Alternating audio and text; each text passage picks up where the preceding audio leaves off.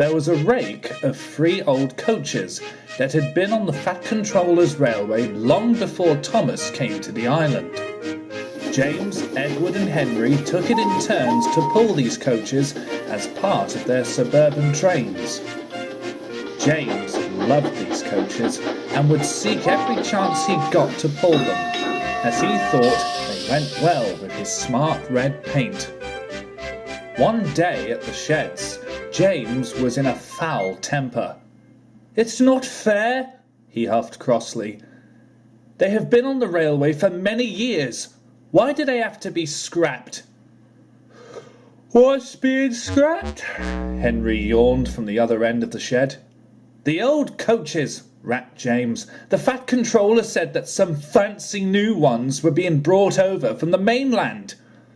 "I saw them in the yard this morning," said Percy. "They're really nice." James scoffed. "I'm still going to take those old coaches out," he fumed. "I wouldn't do that if I were you, James," Edward warned. "The Fat Controller has placed them in the main siding at the big station.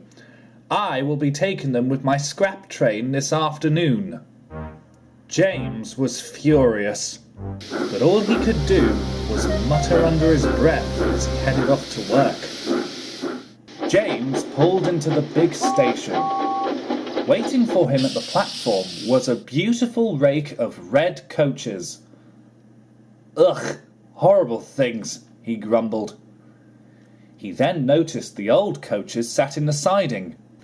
James looked at the new coaches for a few seconds, and then looked back at the old ones.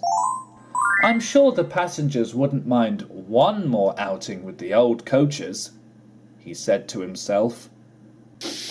That afternoon, Edward arrived with a scrap train to take away the old coaches, but was very surprised to see that they weren't there waiting for him. "That's odd," he thought.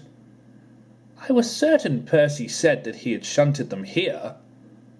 At that moment, Thomas scampered up the line with Annie and Clarabel. "Thomas," Edward called, "have you seen the old coaches?" "Not since this morning," Thomas replied. "Why?" "I was supposed to take them to the scrapyard," explained Edward. "They were here," Thomas reassured, "but the only engine that was here after me was—" Before Thomas could even finish, Edward soon realized. "I must find the Fat Controller," he fumed, and hurried away, leaving a confused Thomas, Annie and Clarabel behind. Meanwhile, James had stopped at Edward's station with the old coaches. He was feeling very pleased with himself. "These coaches won't be scrapped now," he chortled. "Oh, won't they now?" said a stern-sounding voice. James almost jumped when Edward arrived. The Fat Controller stepped down from his cab and walked sternly up to James. "You have disobeyed my orders," he said. "These coaches have been retired, and that is why I brought new ones to the railway. Unless this is Sir James Hatt's railway, then these coaches would have a different fate." James felt rather defeated. At the Fat Controller's command, he shunted the coaches in the station siding, and Edward then took them back to the big station to join his scrap train. The passengers were cross that they couldn't go anywhere, but luckily the Fat Controller had sent Percy to bring the new coaches for James to pull for the rest of the day. At first, James didn't like the new coaches and felt rather silly. But as he puffed up Gordon's Hill, he had to admit that his smart red paint looked very stylish with their own. By the time James had reached the end of the line, he had had a change of attitude towards the new coaches.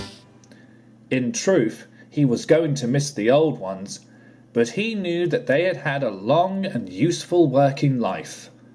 And deep down, James hoped that these new coaches would serve the Fat Controller's railway for many years to come.